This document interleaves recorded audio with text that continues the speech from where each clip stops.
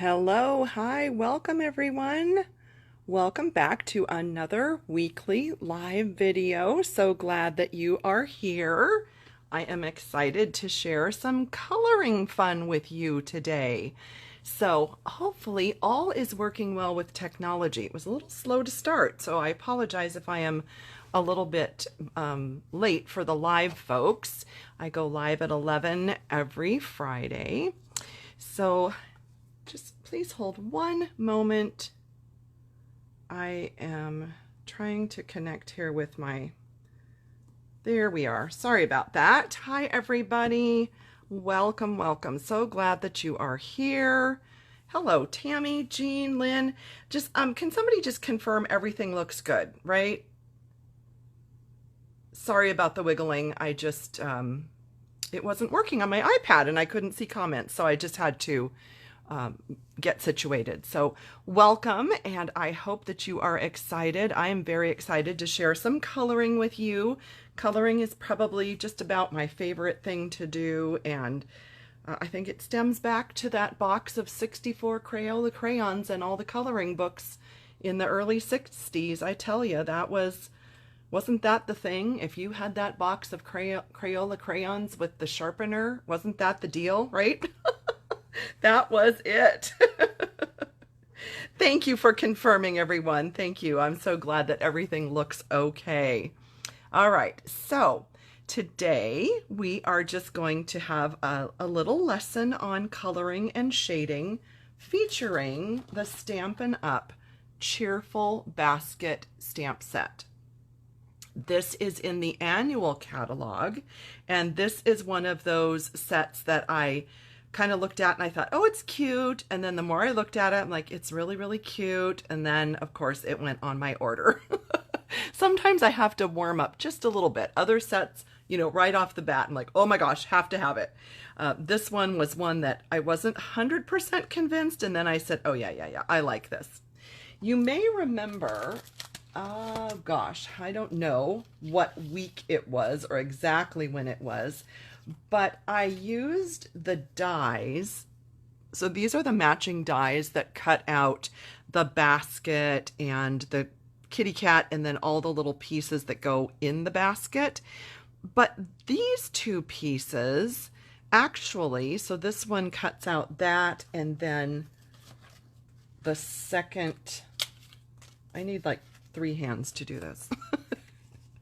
Then this other piece cuts out 3 strips, and we layered them together. Oh, it was when I was showing you the watercolor pencils, because I shaded this with watercolor pencils.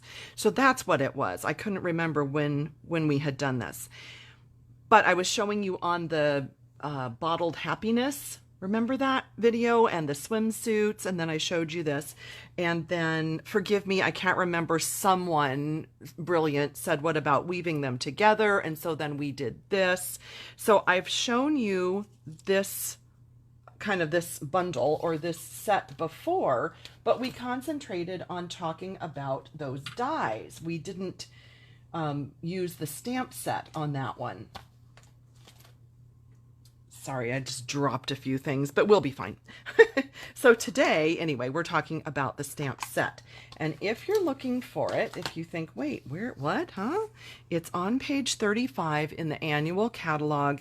And I wrote down, just so you can see it a little larger, the name of the set and the name of the, or excuse me, the number of the set and the number of the bundle. It's called Cheerful Basket.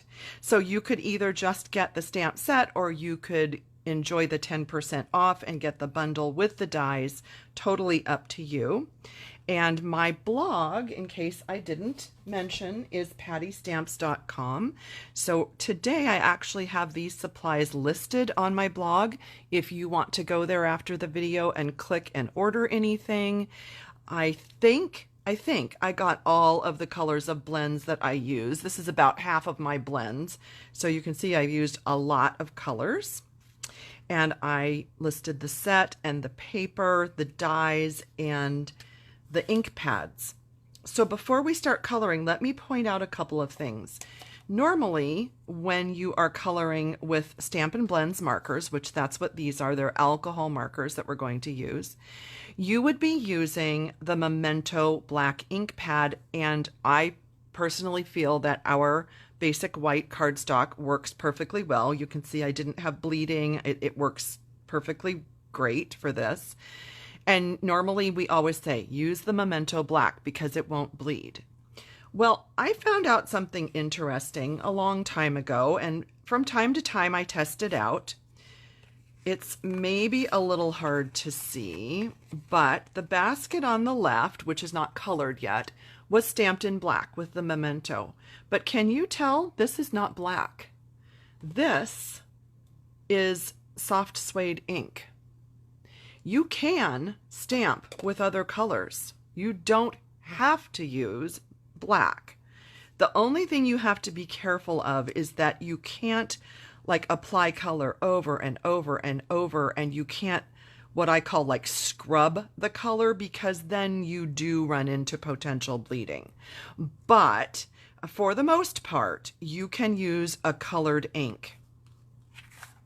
Here I have used basic gray. You can see here just stamped, and then here I did my best. I don't know that much about kitty cats. I know I have lots of cat lovers on here, and I'm sorry if I butchered this, but this was how I envisioned this kitty cat to look. I'm sure you could do it in browns or in other tones, but I sort of envisioned him to be somewhat gray. So that's what I tried out on there, but I did stamp it in gray. I'm just trying to show you that you don't have to do black. So here's a good comparison. I just noticed black on the right and brown on the left with ink. And you can see it gives it a different look, doesn't it? The brown ink gives it a little warmer tone. The black ink gives it a little more definition. And then speaking of that, let me show you something else here. These hearts were stamped in cherry cobbler. These hearts were stamped in Memento black.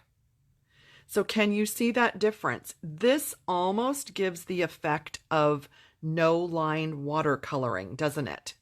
Where it's stamped in the same color, or basically the same color as what you are going to color with. So there are choices here. You don't have to do the black Memento. And then lastly, to reinforce what we were just saying, I also tried, instead of on white, I just stamped on crumb cake. And so it gives the kind of the background of your item already a color, and you're not actually coloring with the lightest color. You're letting the paper be the lightest color. So very interesting. Yeah, I see that Anne is asking again for closed captioning. Can someone please type in and let her know that Facebook Live does not provide that feature, but there will be closed captioning on the replay. I'm sorry, Anne, that we just cannot accommodate that during the live. Oh, thank you, Tammy. She said the kitty is perfect. I'm glad that you like it. Yes, it is a beautiful rainbow, isn't it, Shelley? I love my my blends. Thank you, Tracy. Okay, thank you. Oh, and yes, the blue barrel. Thank you.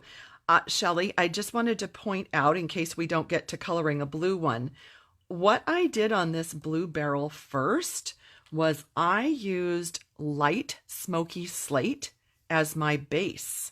And so it gives it a little bit of like a metal look, like a metal barrel. It gives it a little patina sort of, and then I put the blue on top of it. So one thing I'm going to talk to you today about is mixing and matching colors. So I'll just talk first about the apples and the hearts. I was going to call them cherries, but they're not because I have cherries on my mind. You can see over here on the right side, I actually have 3 different reds. I have Cherry Cobbler, Real Red, and Poppy Parade. I used all 6 colors on these. You do not have to use just the light and the dark. So for anyone not familiar, our Stampin' Blends come in sets of 2, and it may be hard to read, but let's see if we can get a little focus on there. So we have dark Poppy Parade and light Poppy Parade. So that would be a set of Poppy Parade markers. And the dark and the light come together. So most people would think, oh, okay, I'm going to buy that. I'm going to just shade with dark and light Poppy Parade and do my hearts. But you don't get, for me, for my eye, for my taste, I don't get enough of a range from dark to light. So that's when I bring in all those other colors. It's just the way I love to color with them. And if you haven't seen them, there is a broad tip for bigger areas and for laying down lots of color quickly. And there is a bullet tip for smaller areas and for more defined coloring. You do not want to use these on your rubber stamps. You don't color onto a rubber stamp with these. These are only for coloring on paper. So I hope that helps. Oh, that's so sweet. Vicki says, when I grow up, I want to color like Patty. Hopefully today, with showing you some tips, you will be able to recreate some of these on your own. Thank you, Tammy, for helping with the closed captioning with Anne. Thank you. Thanks, Trina. Thank you, everybody. Thanks, Tracy. I appreciate that. All right. So let's do some coloring, and I will share some tips with you as we color. So first, since this basket needs coloring, let's go ahead and do that. I'm going to do it in the browns and just show you some ideas, and I'll put those two samples there so that you can sort of just have an idea. Let me bring this back in for anyone who might be joining late. We are using Cheerful Basket. This is the ordering code for the stamp set only. If you want the bundle, you can use this code, and pattystamps.com is my blog. You will find all of these supplies there today.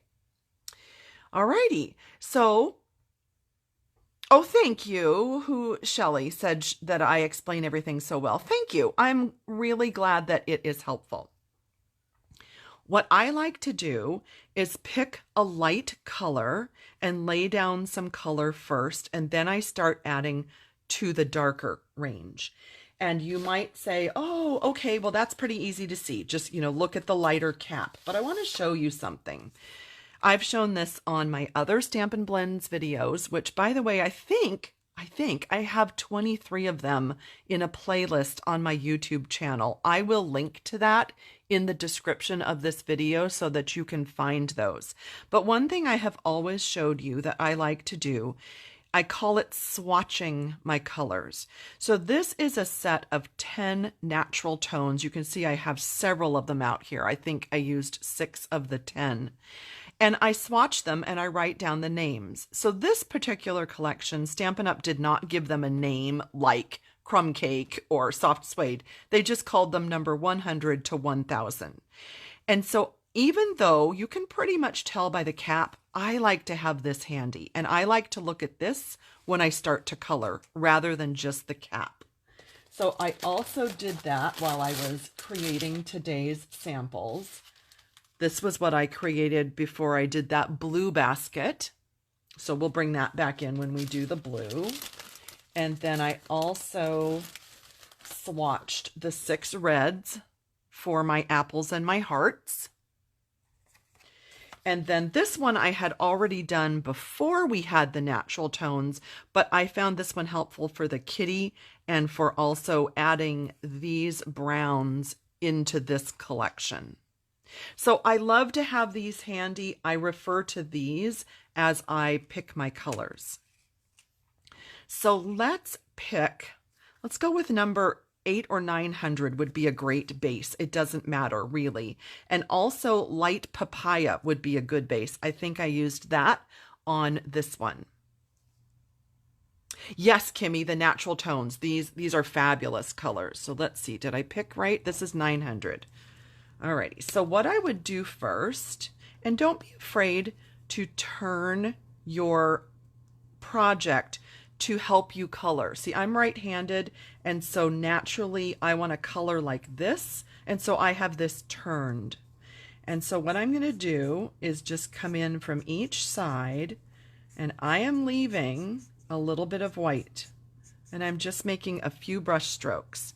Do you see that white here right down the middle? That's what helps make this look round.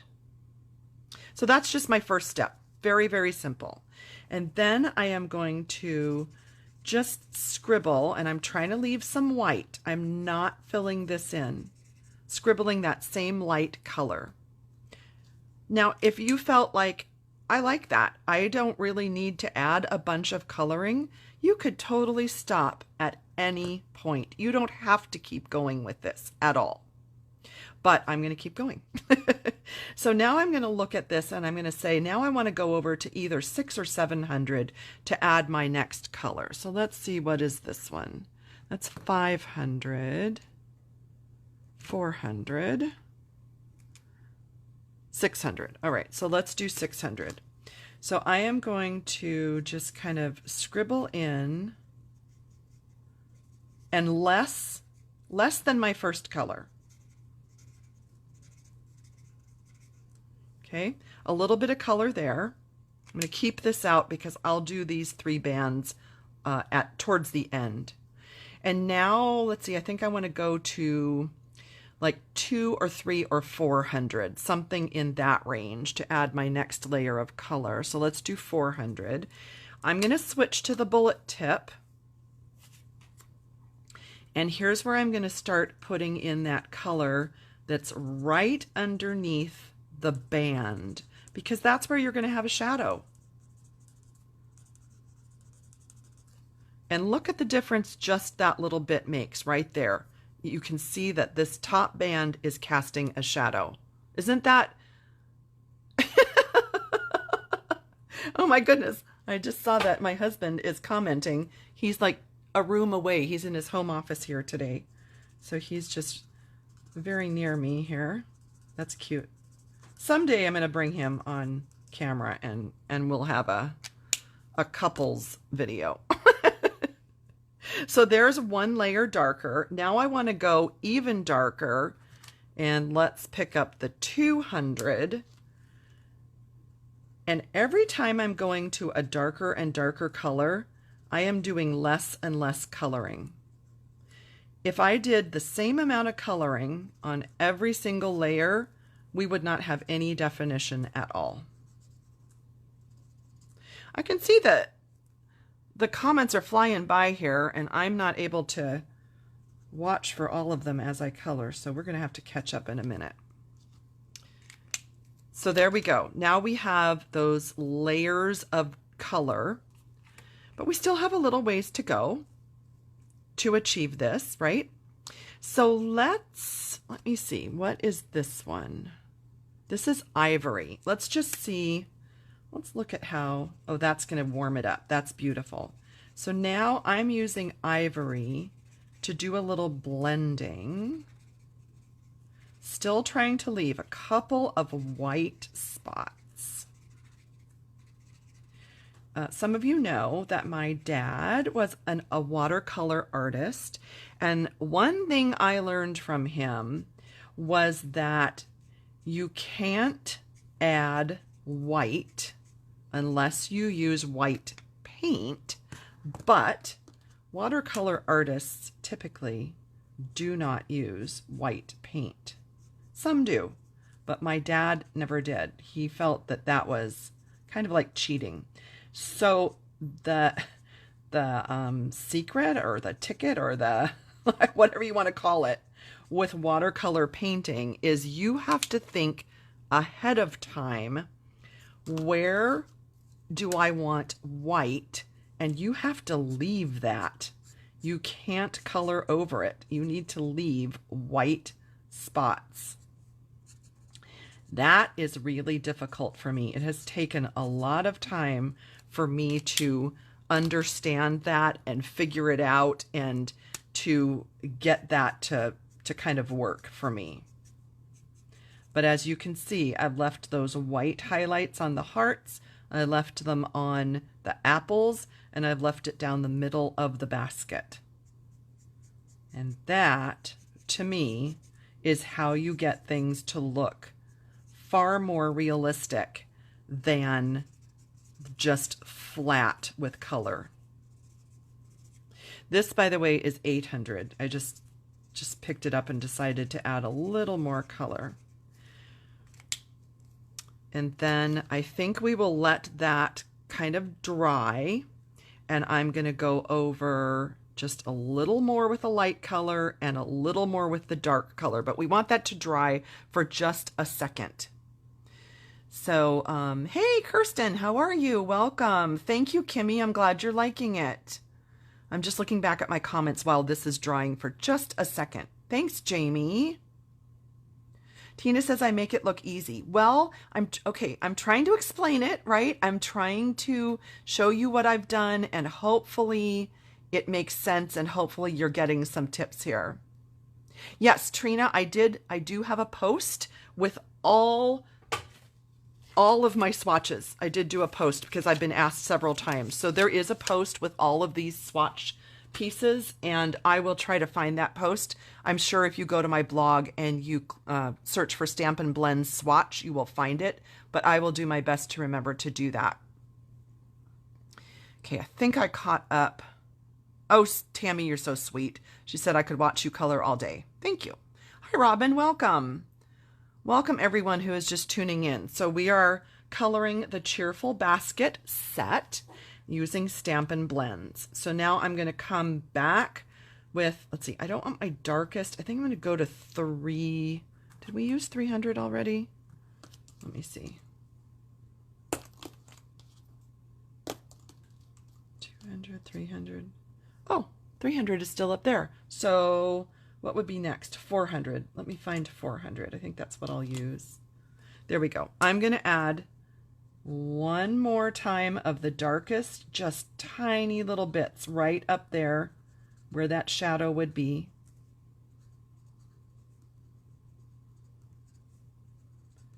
And then I'm going to go over the lightest color one more time, and then we're calling it done.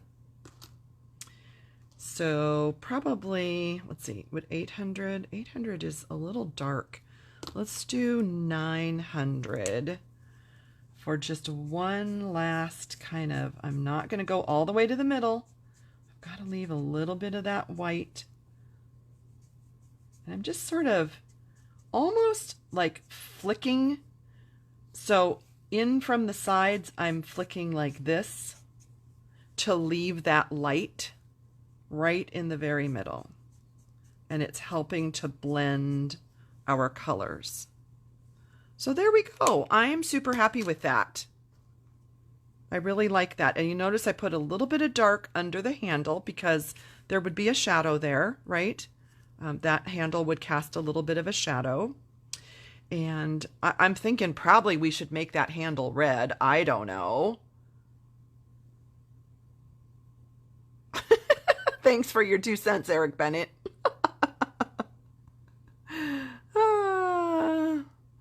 That's funny. Yes, Cheryl, you're watching live. You are watching live. Hopefully you'll see the little red live button up in the corner. So what do you think? Should we do a red handle? Anybody have an opinion on color of handle?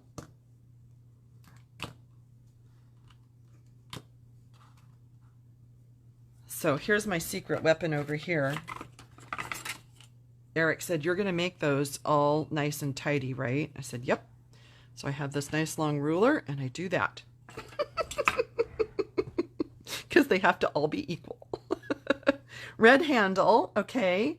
Anybody else?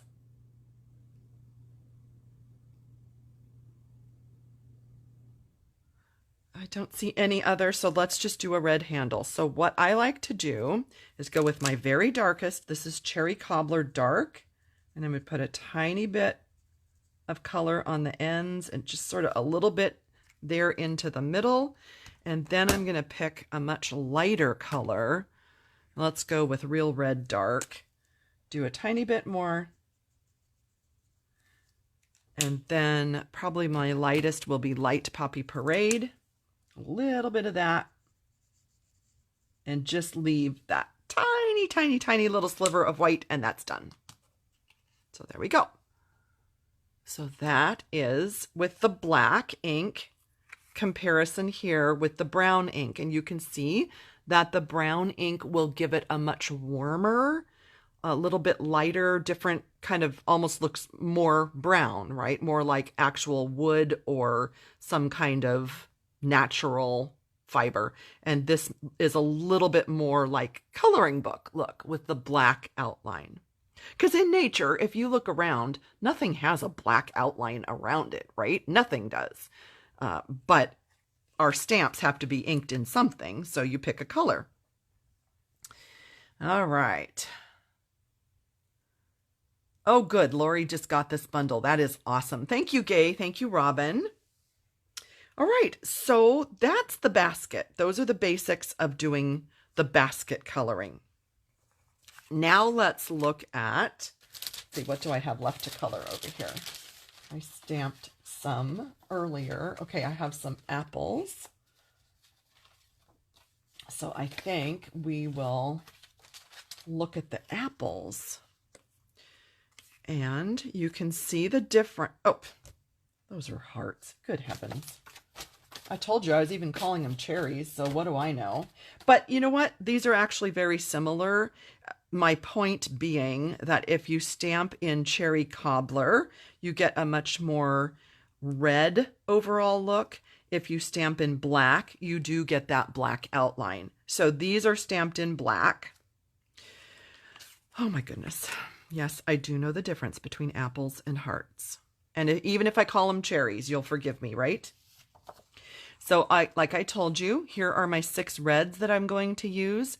Dark and Light Cherry Cobbler, Dark and Light Poppy Parade, and Dark and Light Real Red. And by doing a swatch card like this, in your mind, you can tell my very darkest one is here, my lightest one is here, and you can kind of go in between, and your mind will show you how to go from dark to light or light to dark, whatever is your preference. If I have a really large area to color, like a really big flower, I will go to my very lightest color and I will do like an all over, I'll fill in all the colors, all the areas with my lightest color, and then I'll start adding dark. But when you have such a tiny area, if you saturate all of this with a light color and then you start adding and adding and adding to that, it will start to bleed. So it's, in my opinion, I think it's best to start with your darker when you have tinier areas like this, and then just go dark to light. That's my preference anyway. And you know what? Like I've said on lots of videos, it's only paper. So if you want to experiment and you want to just stamp a few and play around and, you know, just see what you like best and what color combos and everything work best for you, then you do that. You do not have to do it the way that I'm doing it. What I'm doing here is I am thinking to myself, what is behind something else? So I'm looking at each of those apples. What apple is behind? Whichever one is behind is going to have a little bit of a shadow cast on it. So that's my dark cherry cobbler. And then I'm going to go to dark real red. Oh, that's light cherry cobbler. Well, we'll do some of that. Right next to that, just a tiny bit just to soften the line of the dark. And I'm talking tiny bit. This is also hard for me. Tiny bit is hard for me. Color, color, color, color, easy for me. Okay, so now we're going to go to the real red. So I think I'm going to skip the dark real red. Let's go to light real red. And I am going to just add right next to those. Tiny bit, tiny bit, tiny bit. Keep telling myself tiny bit.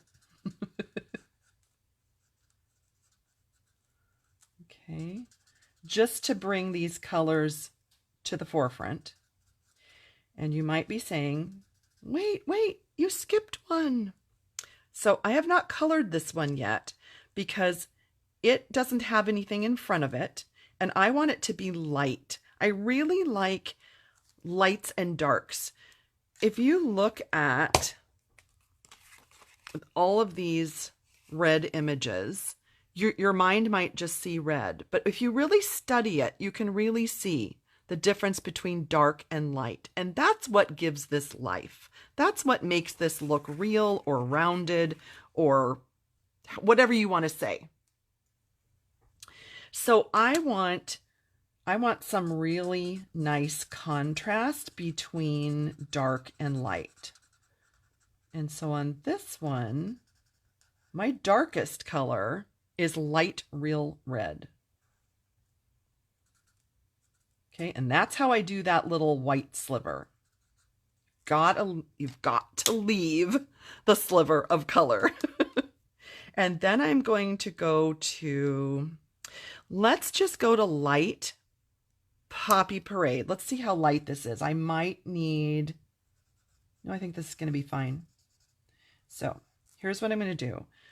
I'm trying to do it so you can see, but I really need to color in a way that won't mess me up. So do you see how I left that light sliver?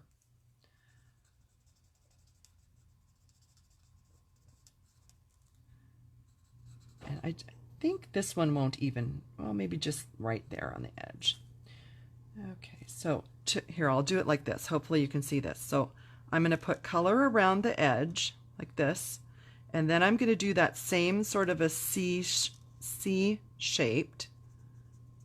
but leave some white. And I can always come in and make that tinier, but I can't gain that white sliver back if I've already colored on top of it. And I am going to add my dark poppy. I can see that I do need that, but we'll just get this light Poppy Parade done, and then we'll add some dark. And that one is just, that's such, oh, it just filled itself in. I left a tiny, tiny little bit and it filled itself in because it was too tiny. The markers are supposed to bleed, by the way. They are supposed to blend and bleed and go together. So if that's happening, then you're doing it right. Yeah, just a little bit here. I'm just going to blend just a little bit in. Just a little. And one thing I will tell you about Stampin' Blends is that sometimes when you're coloring, all of a sudden you'll think, oh no, I ruined that. I don't like it. Let it set just a couple of seconds because the ink needs to go into the paper, and it needs to also blend into the next color. So it may just be that it needs just a second to blend on its own. And you can always go back, like what I'm doing now with that kind of in-between color, and make those colors blend a little more into itself. Okay, I just saw a comment go by. Gay said, can I use the color lifter? Let me show you that. The color lifter has white caps, and it is actually something without color. If you're familiar with, I think I have one right here, blender pens, it's kind of the same idea. There's no color in this.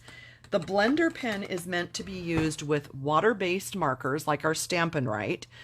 This color lifter is sort of the same thing, and it's meant to be used with alcohol markers. One thing you can do with it is lift out color.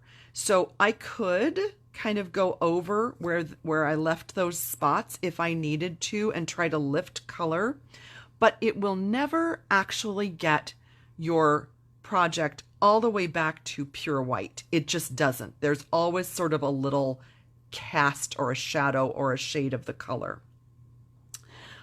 I tend to not use this a lot, but I did use it on the kitty, and I'll show you how I did that. So I'm going to leave these together right here so that I remember to show you the kitty, and I'll show you what I did with that. And then we're just going to go to green. I think I'll just grab some dark parakeet party. And these leaves are so tiny. If you only used one color, chances are nobody would even notice, but I like using lights and darks, and so I'm just going to use the light and dark parakeet for the green, and it's that fast. There's not a lot of coloring in that. So there we go, and this will kind of blend together. It will soften a little bit, and it will just soften it. They will blend together as this sits, but you can see how much different that is than just if I just flat out colored red.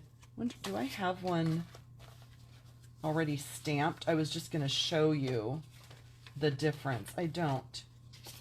Let me stamp the apples in black, and I'll show you the difference if you just pick a red and you just color. But I am going to need to let that dry for just a moment. Sorry for reaching. And that is the black memento pad. So I think I'll just pick, let's just pick Dark Poppy Parade, because that's a really good red. And I will show you the difference of just flat out coloring. And while that's drying for just a moment, let me look and see if there were questions. So hang one second. Oh, good, Kimmy. She said this set's on her next order. Hi, Diane. Welcome. Welcome, everyone. Oh, okay, Catherine, I will do that. Thank you. That's a great question. So Catherine was asking, how do you stamp the basket and then stamp the apples or the hearts or that on top? So let's do that. And that'll give that just a minute to dry. So here's my basket. And it doesn't matter, you could stamp the apples first and then the basket, or you could stamp the basket and then the apples. I don't know. On every one of them, I stamped the basket first, and I don't really know why. It doesn't make a difference, does it? It's whatever your eye likes best. Okay, now I need to stand up so I can look straight down, but I just lined up the little ends of the apples and tried to get them as close as I could to the top of the basket. And since these are photopolymer stamps, you can see right through them, and it's really not that difficult to do that. If you buy the bundle, we looked at that at the beginning, you can die cut your basket, and you can die cut, let's see, this must be apples, I think. Yep. And you could die cut the apples, and then you can piece it back together on your project if you either have trouble lining it up or you just don't want to line it up, or, you know, whatever. Then that is an option. So you can do that with the hearts. This one cuts out all the hearts, and this one will cut out that piece. Excuse me one second. Need a drink.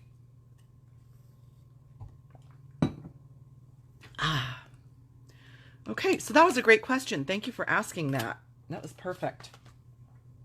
So that's how I lined them up. Now let's just go back to this, and if you were, well, let's color this one because that's going to look a little more realistic. If you just took red and you just colored this whole thing, well, except the leaves, there is nothing wrong with doing this.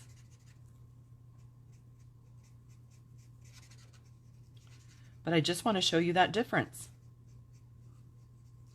of taking a moment to shade and use different colors and leaving those little white highlights. So there's the difference. Isn't that fun? Kind of a before and after renovation thing.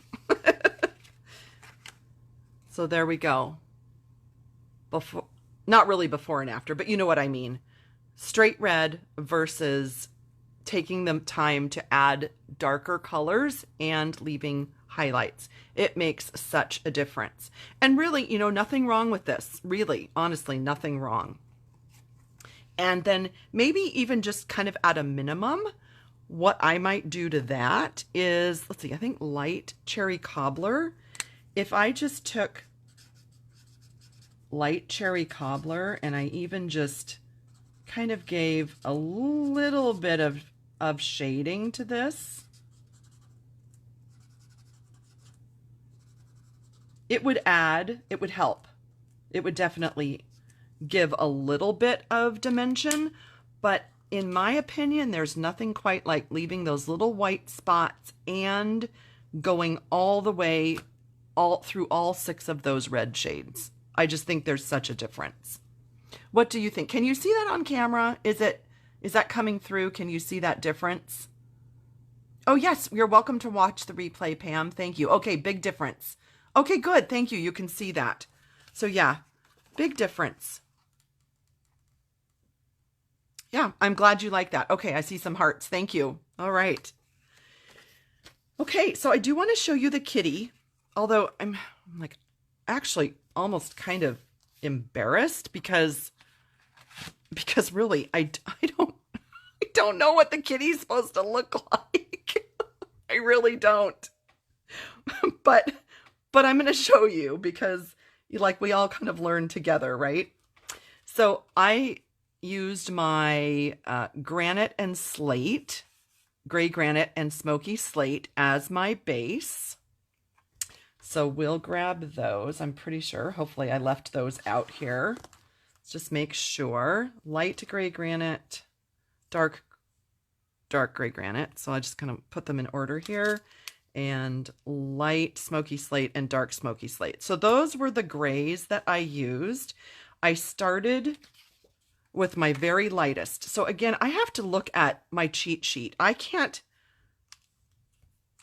like, can you really tell? I mean, I guess I would say it's this one is the lightest, light smoky slate. Okay, look, so that's interesting. Can you see that on, I don't know if you can see on camera. To me, this looks like the lightest, but light smoky slate to my eye is not the lightest one up here. So it's a really, really, really good thing to swatch your colors before you start coloring so that you don't get surprised and disappointed. So we're going to go with light gray granite. And I started by just putting down color where I thought there should be some dark shadows. And I'm kind of almost like stippling. I'm not like coloring like that because I don't want a ton of color on a tiny little image. Okay, and then I knew that we needed some dark kind of here where his neck is, like where the head and the body meet. Okay, so that was just my first step. Like I just added some color. I was like, okay, we can do this. I psyched myself up. I did it. Oh, thank you. I'm glad you like. Thank you. I'm glad you like how I did it. I don't know. Honest to goodness, I was going to give up on this because I really didn't know. I probably should have called one of my many friends with kitties and asked them, how do I color a kitty? Okay, so this is the dark dark gray granite. So I did the light one and then the dark one. And I'm just darkening just a little bit. Kind of like I did with the basket. The darker you go with your color, the less color you want to add. You don't want your darkest color to be the most because it will cover everything up. All right, so now I have some light smoky slate. And I know how kitties have, kind of light and dark spots, right? Light and dark and whatnot. So can you see how he's kind of coming to life a little bit? He doesn't just have, he's not just white. And then I went back to my lightest one, which was the light gray granite. And very bravely, I just kind of flicked in some color toward the center, just lightly. It made me nervous.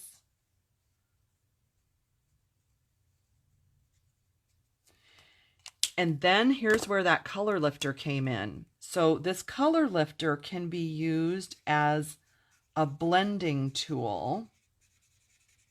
And I just went over all that color, and it's just kind of softening it. And then this paper is wet, so it's actually darker right now than it will be in just a moment as it dries. And you'll see that kind of lighter area kind of pop back out there.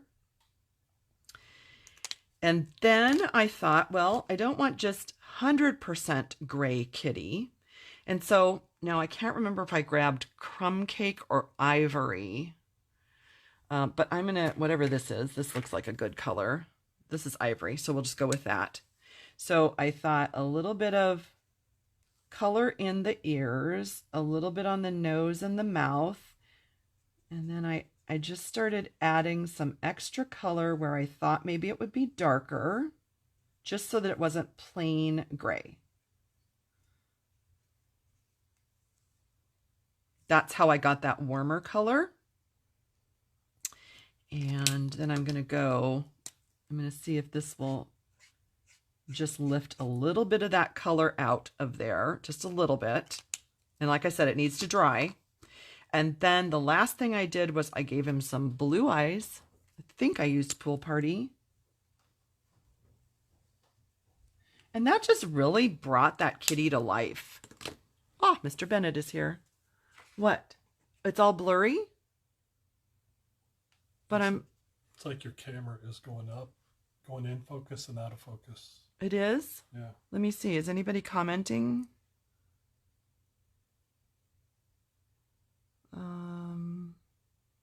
Oh, okay. It's going out of focus. I'm sorry. Is it better now? Is it because my hand keeps going in? Is that what it's doing? I'm sorry about that. So sorry, everybody. I'm sorry. I wasn't looking. I'm so sorry. I'm so sorry. I wasn't looking at the comments. I'm sorry. Is it better?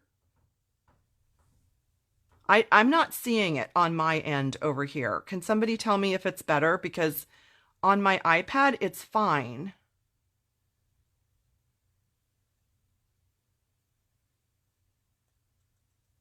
Okay, I think it's better. I'm so sorry. I wasn't looking at my iPad. I was coloring. Okay. Oh, sent Eric to help. Okay, thank you. Yeah, he showed me on his phone, but on my iPad it's fine. So I didn't notice anything.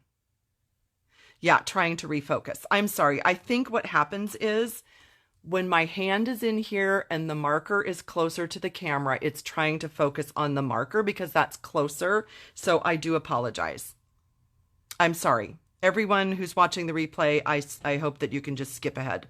But anyway, that is how I did kitty. And you can see how the middle of the kitty lightened up by using that color lifter.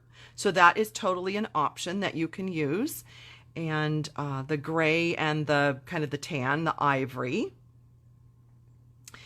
And so I'm pretty sure those are about all the tips that I had for you. Wanted to show you how to do the dark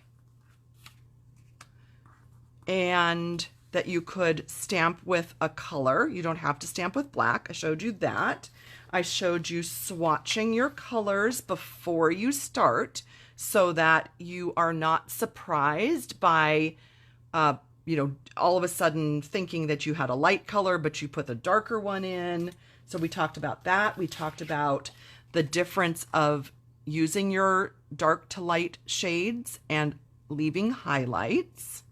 Oh, one last thing I wanted to show you that I did on a couple of these is adding a little bit of shadow under the basket. And let's see, I think I'll go with light gray granite. Smoky slate. See, it fooled me again. Light gray granite.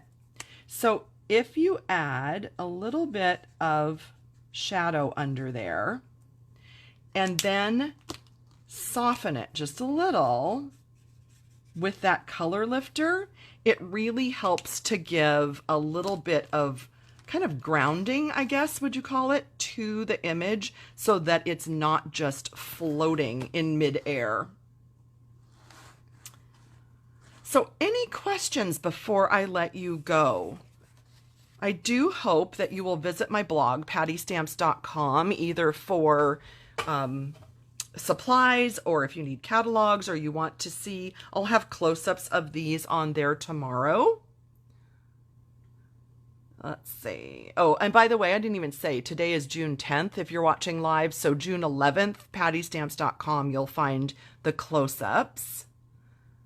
Let's see. Oh, good. I am glad that you enjoyed it. Yes, Color Lifter is a good tool. You are right.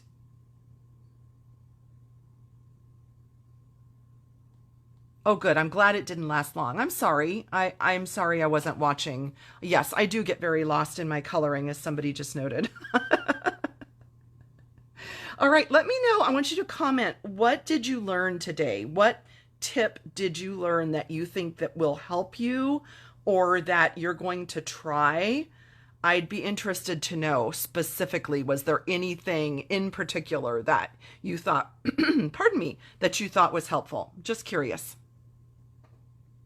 All of them. You're welcome, Pam.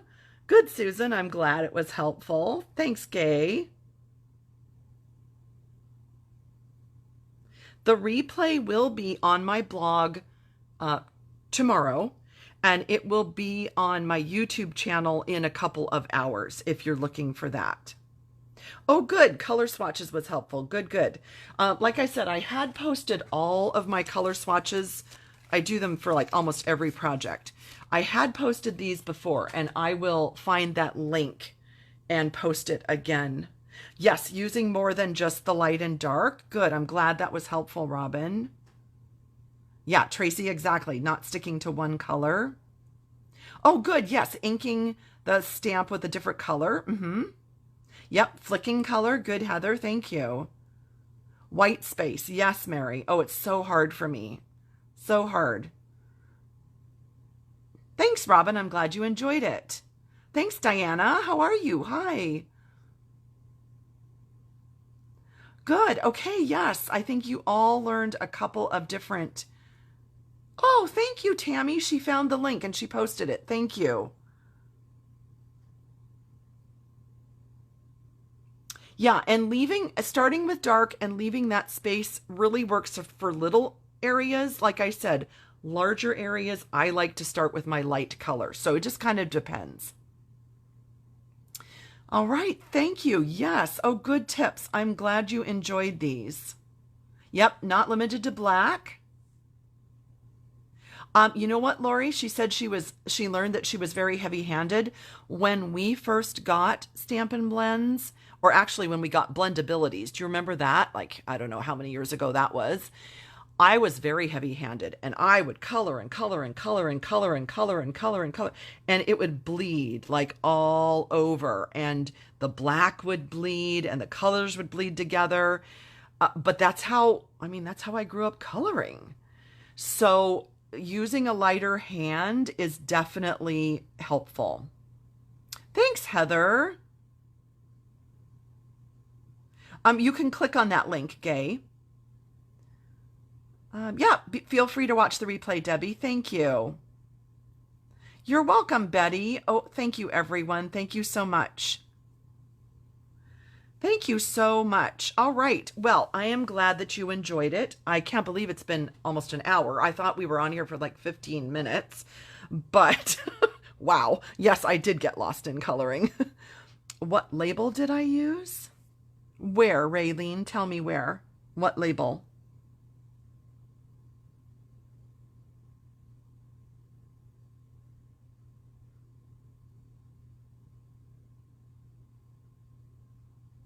I'm not sure. Thank you, Diana. Okay, I'm not seeing what Raylene was talking. Oh, for the apple basket. What label did I use? Oh. I know what you're asking. I'm so sorry. I was being so dense. The label die. Designer tags. I'm so sorry. I was thinking like, you know, a label like you label something like I label my magnet sheets. So I'm sorry. Yeah. This is from Designer Tags. That rose, by the way, is not in it. I just stuck it in the middle. So this is what the die looks like. There you go. Sorry, I was not getting your question. Okay, let's see. Yep, Donna, I agree. It is so hard for me to leave that white space. Oh my goodness. Yeah, I'm sorry, everybody. I just, I think of this more as a tag die, so the word label was throwing me, and I apologize. All right, anything else, anybody? You're welcome, Raylene. I hope you all have a fabulous weekend.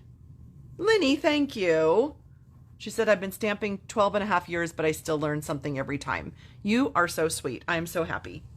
I am so happy.